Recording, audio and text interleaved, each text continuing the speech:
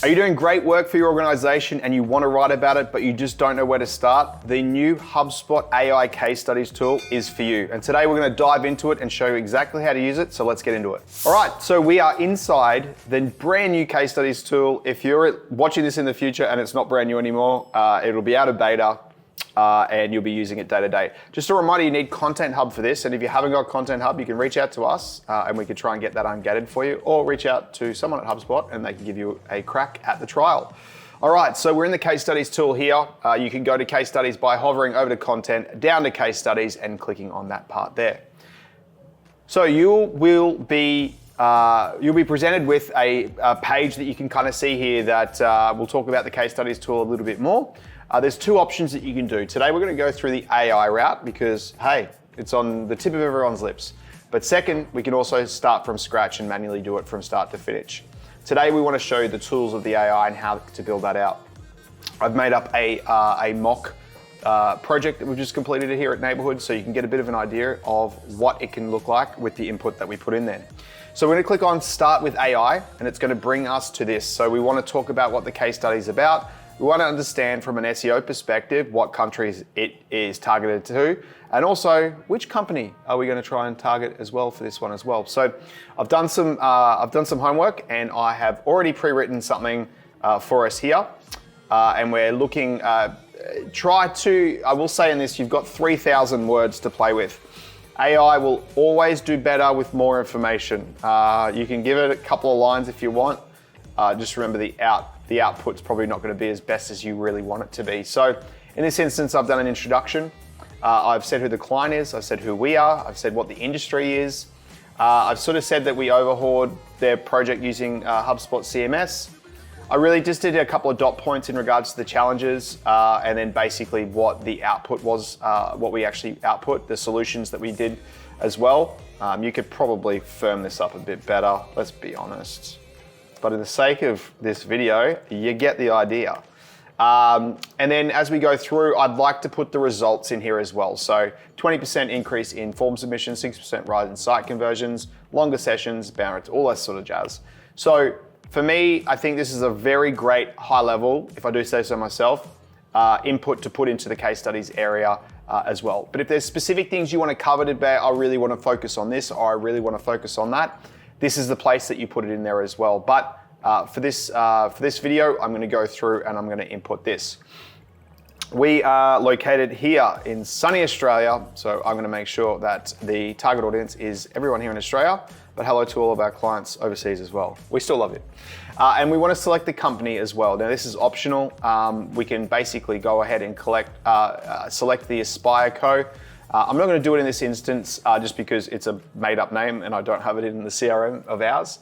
But what I'm going to go through here is I'm just going to double check everything. I might just clean this up just to make sure that it is nice and clean, just so that it knows. I'm sure it definitely will know, but just to make sure that it all is nice and clean. All right, cool. So I'm going to go through and I'm going to select the title. So based on what the name or what the input that I put it in, it's going to basically look at a couple of different types of case studies titles.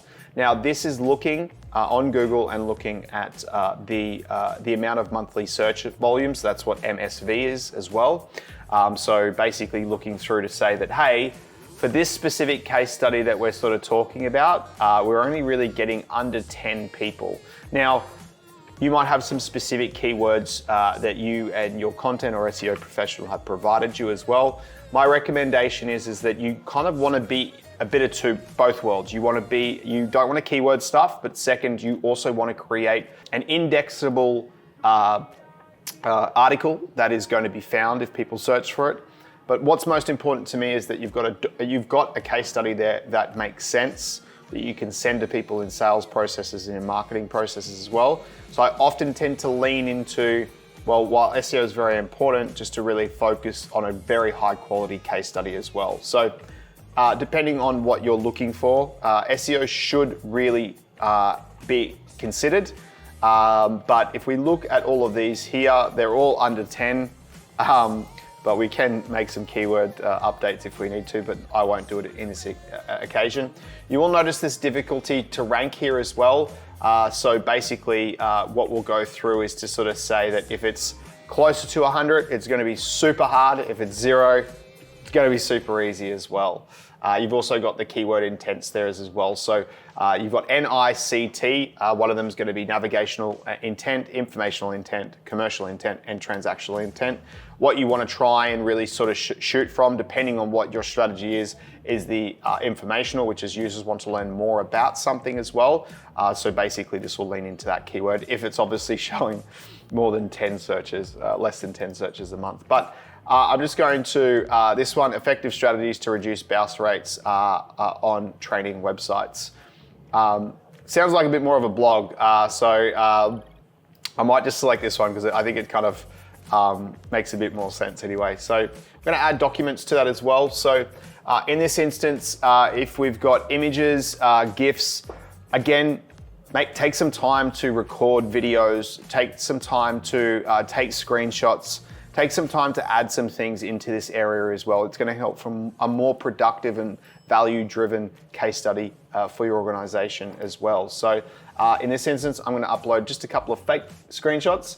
So they're going to look a little bit weird, but I'll add them in now. All right, so I've just selected some random screenshots of our website just to give you guys a bit of an example. You can see that these are 2 screenshots. Well, you'll see them in just a moment, just of our case study page, just so that you can have a look. All right, I'm pretty happy with that. We want to make sure files containing sensitive information may not be used with AI. Make sure that you have rights. I will make sure that if you are using client logos, always ask for permission before you go ahead and do so there's no surprises.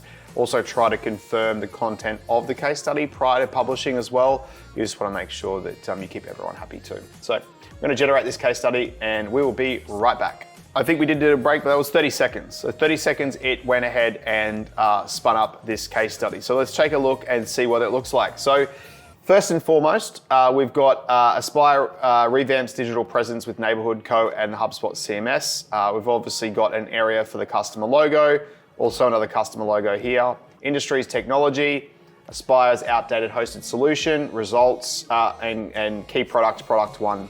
Now, this is really important. So what it's done is it's taken a really high recap. Some people tend to have a very short attention span on the internet, me included. So it's just telling me at a very high level, this is the challenge and this is the results and this is what happens. And then if it interests me, I can then go ahead and just learn a little bit more. So if we scroll down a little bit here, we can see here that, okay, we've got I had 2 of the metrics in there, but then there was longer user sessions and then reduced bounce rates as well. Obviously, it's not pulling into a percentile, but in this instance, you could click through here as well and you could go through and update these yourself to go through and, longer sessions, 60 minutes. That's a long time. Let's go 3 minutes. I was saying porky pies there. And then the next one, let's just say reduce bounce rates 20% lower. So let's just get rid of lower. Look, it's pretty easy for me to update these straight off the bat, okay? So I've updated these just with a couple of clicks. Now it's told some porky pies here and put in a testimonial. Obviously, if we want to go through there and update the testimonial, we can go through here and update those. Make sure you don't just put the one that they've put in there. It's obviously just used for an example. So we'll put in here about the customer, obviously, so we can update this. We'd obviously update the imagery as well, the challenge, the solution, and the results, and get started as well. So by and large, I think, I'm a big advocate of AI is going to get you up to roughly about 80% or inspire you to get to where you need to go. I genuinely think that this page, whilst it's not perfect, whilst I think I probably would add a little bit more body, I remember I added imagery to it. It doesn't seem to have pulled any of that stuff through, but by and large, it's given me a really great structure. It's given me, it's improved and fleshed out, I guess, the content that I've got a little bit more. But what I'm gonna use here now is probably go through, click around, try to add some of that imagery back in, because I remember I tried to add some of that imagery just before, and now I'll go through here and now it's coming through some of the imagery that I actually put there before.